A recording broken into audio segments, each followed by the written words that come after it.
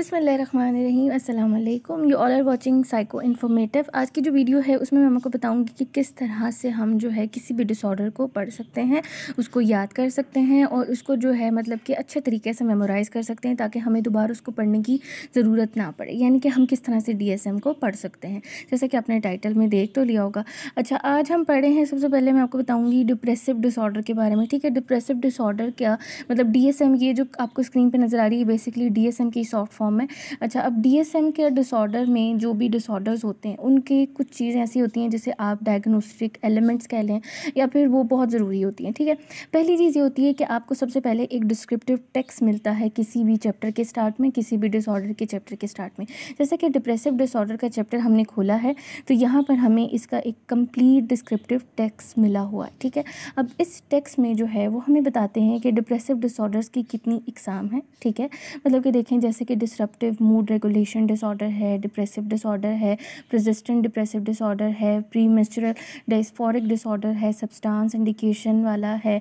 इसके अलावा जो भी अनस्पेसिफाइड, स्पेसिफाइड सारे डिप्रेसिव डिसऑर्डर उन्होंने यहाँ पर बताए हुए हैं। ठीक है, फिर उसके बाद वो इसमें बताएंगे आपको कि इसका कितना पोटेंशियल होता है, यानी कि कौन कौन सी एज पर ये कितने पोटेंशली मतलब वेरिएबल होते हैं, कितनी ज़्यादा ये मतलब असरअंदाज हो सकता है। ठीक है, फिर वो बात करेगा आपके साथ इसकी जो भी हमारे पास इसकी क्लासिकल कंडीशंस होती हैं या इसके जो एपिसोड्स होते हैं या फिर इसकी जो ड्यूरेशन होती है। ठीक है, अब हर डिसऑर्डर की जो होती है मतलब कि जैसे डिप्रेसिव डिसऑर्डर है ना, डिप्रेशन की डिसऑर्डर, इसकी फर्दर टाइप्स होती हैं। ठीक है, और उन टाइप्स की अलग अलग ड्यूरेशंस होती हैं, तो इसमें जो है DSM में ये सारा बताया गया होता है। अब हम इसको ये सारा जो टेक्स्ट है इसको पढ़ना बहुत ज़रूरी है, यानी कि अगर आप इस टेक्स्ट को पढ़ लेते हैं तो इस टेक्स्ट में जो है आपके लिए काफ़ी ज़्यादा इतनी इन्फॉर्मेशन होती है, इतनी नॉलेज होती है कि आप अच्छे तरीके से किसी भी डिसऑर्डर को याद कर सकते हैं, किसी भी डिसऑर्डर को जो है वो यूज़ कर सकते हैं, मतलब कि उसको आप अपनी फिंगर टिप्स पर रख सकते हैं। ठीक है, यानी कि इस टेक्स्ट को पढ़ना मैं आपको हाईली रिकमेंड करूँगी कि इस टेक्स्ट को ज़रूर पढ़ा करें किसी भी डिसऑर्डर को स्टार्ट करने से पहले।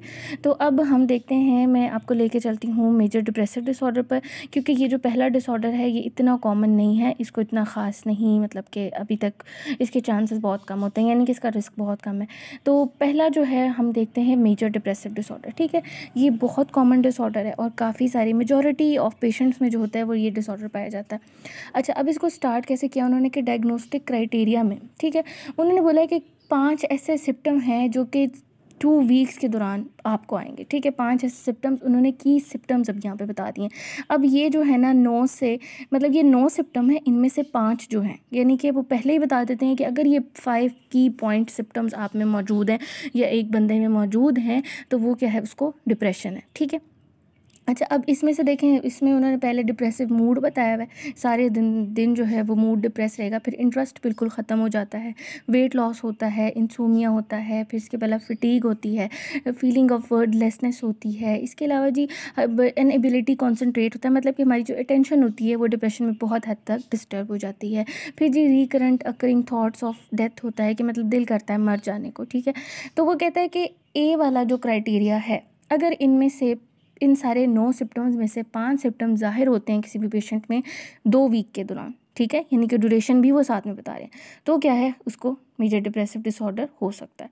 फिर जी बी सिम्टम में वो कहता है कि हो सकता है किसी क्लिनिकल सिग्निफिकेंट डिस्ट्रेस या impairment in social and occupation जो है वो हो इन सिम्टम्स की वजह से। और वाकई जब मरीज़ आपके पास आता है तो वो यह बात आपसे ज़रूर शेयर करता है कि इसकी बीमारी की वजह से या इस प्रॉब्लम्स की वजह से मैं कुछ भी नहीं कर पा रहा। ठीक है, फिर उसके बाद जी इसके एपिसोड जो होते हैं वो डिपेंडेबल होते हैं, मतलब पर्सन टू पर्सन वेरी भी कर सकते हैं कि किस तरह से इसके एपिसोड आ सकते हैं। हो सकता है कोई एक चीज़ हो जो डिप्रेशन में लेके जाती हो सकता है कोई एक सिचुएशन हो सकता है कि आप through out the day depression में रहते हो, तो ये सारा कुछ भी इसमें बताया गया है। ठीक है, अब वो कहता है कि इसमें यहाँ पे एक नोट लिखा हुआ है, criteria A and C major depressive episodes, यानी कि अगर क्राइटेरिया ए और सी जो हैं वो आते हैं 2 वीक्स के दौरान, ठीक है, या फिर उसको मतलब कि वो वेरिएबल्स आते रहते हैं, तो क्या है कि हमारे पास मेजर डिप्रेसिव डिसऑर्डर को वो रिप्रेजेंट करते हैं। ठीक है, उसके अलावा जी सिग्निफिकेंट लॉस भी, अब यहाँ पे ये जो टेक्स्ट दिया गया है ना, ये नोट वाला टेक्स्ट सेकंड पे जो लिखा हुआ है, अब इसमें डिफरेंट हमारे सोशल इश्यूज हो सकते हैं, साइकोलॉजिकल इश्यूज हो सकते हैं,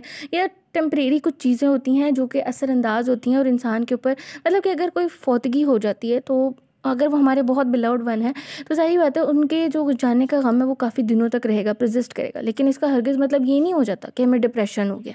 ठीक है, तो ये सारी चीज़ें भी हमने देखनी होती हैं। ठीक है, फिर जी डी पे देखते हैं। डी पे उन्होंने बताया कि the occurrence of major depressive disorder is not better explain by schizophrenic disorder. यानी कि फिर उन्होंने एक और चीज़ यहाँ पर बताते हैं कि अगर ये सारे सिम्टम हैं तो हम उसको किसी और जो डिसऑर्डर है उसमें क्रिटिसाइज़ नहीं कर सकते, या हम उसको ये नहीं कर सकते, उसमें एक्सप्लेन नहीं कर सकते जाके। ठीक है, इसके अलावा जी there are never been a manic episode और हाइपोमैनिक एपिसोड। ठीक है, अगर उसमें कोई मतलब कि हाइपोमैनिक या मैनिक एपिसोड्स आ रहे हैं तो आप उसको मेजर डिप्रेसिव डिसऑर्डर डायग्नोज नहीं कर सकते। क्यों?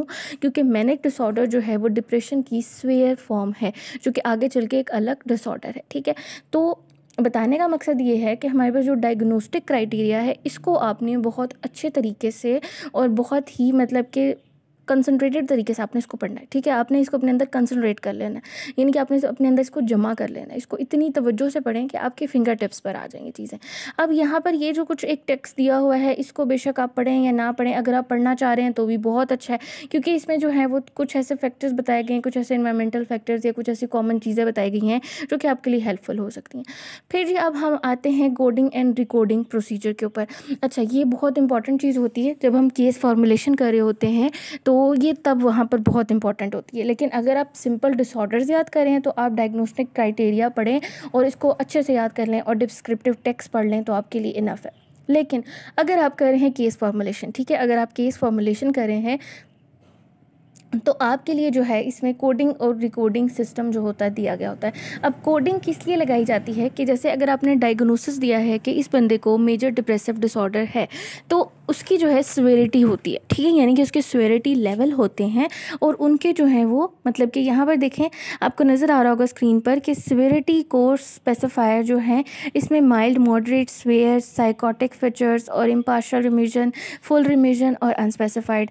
अब इसमें सिंगल एपिसोड आता है तो इसका एक ही मतलब कि पेशेंट आपके पास आ गया, उसको अभी तक सिर्फ सिंगल एपिसोड आया उसका, तो आप इसमें से कोड लगा देंगे कि उसको माइल्ड किस्म का सिंगल एपिसोड आया है, स्वेयर किस्म का आया है, या फिर उसको मॉडरेट किस्म का आया है। ठीक है, या फिर उसको रिमिशन हुआ है, दोबारा से हुआ है।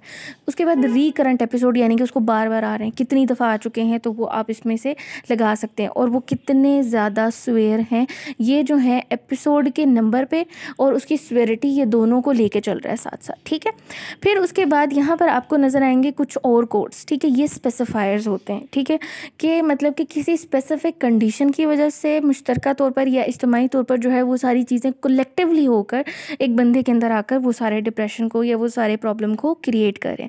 तो यहाँ पर देखें ये इन्होंने इनिशियस डिसऑर्डर डिस्ट्रेस हो सकता है, मिक्स्ड फीचर हो सकते हैं, मेलांकोलिक हो सकता है, इसके अलावा एटिपिकल फीचर्स हो सकते हैं। मतलब कि ये स्पेसिफायर दिए हुए हैं उन्होंने। ठीक है, इनमें से आप स्पेसिफायर लगा सकते हैं, लेकिन एक बात याद रहे ये तभी हम लगाएंगे जब हम बाकायदा तौर पर कोई case formulation, clinical case formulation को कर रहे होते हैं। अदरवाइज़ आपको इन स्पेसिफायर्स को याद करने की ज़रूरत नहीं होती। ठीक है, फिर जो डायग्नोस्टिक फीचर आ जाता है, डायग्नोस्टिक फीचर्स में वो आपको ये वही केस फॉर्मुलेशन का ही प्रोसीजर है। इसमें वो बेसिकली आपको बताते हैं कि किस तरह से कौन कौन सी चीज़ें जो होती हैं उसको हम किस तरह डायग्नोसिस में एक्सप्लेन कर सकते हैं या हम उसको डायग्नोसिस में दे सकते हैं। जैसे कि इसमें काफ़ी सारी चीज़ें बताई। क्राइटेरिया ए में वो जो सारे उन्होंने दिए हुए हैं उसको उन्होंने मतलब कि इन्फॉर्मेशन के हिसाब से अच्छे तरीके से एक्सप्लेन किया हुआ है। फिर जी लॉस ऑफ इंटरेस्ट, एपेटाइट और ये लेक ऑफ स्लीप, मतलब वो सारी चीज़ें जो उन्होंने एक मतलब डायग्नोस्टिक क्राइटेरिया में दी थी उसको यहाँ पर उन्होंने एक्सप्लेन किया हुआ है। फिर जी आ जाता है associative feature supporting diagnosis. Associative features इसमें बताया जाता है कि कितने हद तक चांस है आपके पास जो पेशेंट आया है उसके अंदर जो है वो कितने हद तक सिम्टम्स की सिवियरिटी है। यानी कि अगर एक बंदा सोच रहा है कि मैं मर ही जाऊं तो यानी कि उसमें मोर्टेलिटी रेट हाई हो गया ना, और इसके अलावा उसमें सुसाइडल रिस्क भी ज़्यादा हो गया। तो इस तरह ये उसके एसोसिएटिव फीचर्स होते हैं, यानी कि कुछ चीज़ें होती हैं जो एसोसिएट करती हैं किसी डिसऑर्डर के साथ और वो उस डिसऑर्डर को जो है वो लीड कर जाती हैं। ठीक है, उसके बाद प्रिवेलेंस में आपको ये बात बताई जाती है कि कितनी एज तक ये प्रिवेल कर सकता है, ये कितनी एज में ये ज़्यादा पोटेंशियल होता है।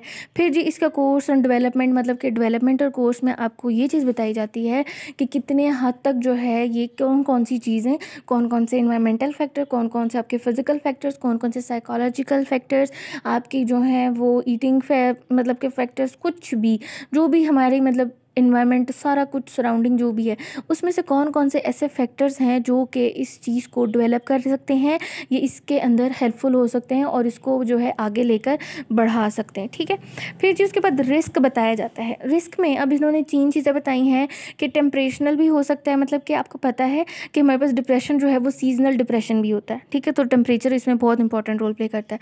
फिर जी इन्वायरमेंटल हो सकता है, मैंने पहले भी बात की कि कोई स्पेसिफिक सिचुएशन भी हो सकती है, कोई स्पेसिफिक बंदा हो सकता है, कोई इनिशियल स्टेट हो सकती है, कोई थॉट हो सकता है जो हमें इस एक चीज़ मतलब एक चीज़ की तरफ ले जाए, उसकी वजह से हम डिप्रेशन को फेस कर रहे हो। उसके बाद जी जेनेटिकल एंड साइकोलॉजिकल या फिजियोलॉजिकल। तो जेनेटिक एंड फिजियोलॉजिकल चीज़ में वो ये बताते हैं कि कितने हद तक जो है डिप्रेशन जो है वो जेनेटिक्स में रन करता है, या हमारे जो फिज़िकल प्रॉब्लम्स होते हैं उनकी वजह से हो सकता है।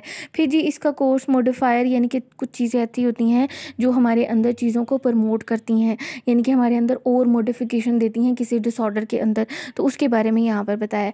फिर जी हमारे पास कल्चर रिलेटेड डायग्नोस्टिक इश्यूज़ आ जाते हैं। ये जब आप किसी भी इंटर कल्चर या फिर मल्टी कल्चरल प्रैक्टिस कर रहे होते हैं, आप एक ऐसी जगह पर काम कर रहे हैं जहाँ पर जो है डिफरेंट कल्चर्स के लोग रहते हैं, उनके डिफरेंट प्रैक्टिसेस होते हैं, उनको डिफरेंटली आपने डील करना होता है। तो आपको ये चीज़ पता होनी चाहिए कि इसके कल्चर में ये चीज़ इस तरह से है, तो हो सकता है ये इस चीज़ को इस तरह से फील कर रहा हो। ठीक है, जैसे कि इसके ऊपर मैं वीडियो बना चुकी हूँ कल्चरल इश्यूज़ के ऊपर, जेंडर डिफरेंसेस के ऊपर, तो वो आप ज़रूर देखिएगा। उसमें बहुत सारी मतलब चीज़ें हैं जो कि आप एज अ क्लिनिकल साइकोलॉजिस्ट आपको आनी चाहिए। फिर जी सुसाइडल रिस्क के बारे में, जेंडर रिलेटेड प्रॉब्लम्स भी इसी में होती हैं कि मैन वुमेन में कितने % इसकी प्रिवेलेंस होती है, कितने % जो है वो किस तरह के डिसऑर्डर्स, किस तरह के सिम्टम्स जो हैं वो डेवलप कर सकते हैं। फिर जी सोसाइटल रिस्क है, कितना रिस्क है इसमें सुसाइड का। फिर जी उसके बाद फंक्शनल, यानी कि आपका फंक्शन कहाँ कहाँ पर डिस्टर्ब हो सकता है और उसके क्या क्या कॉन्सिक्वेंस हो सकते हैं।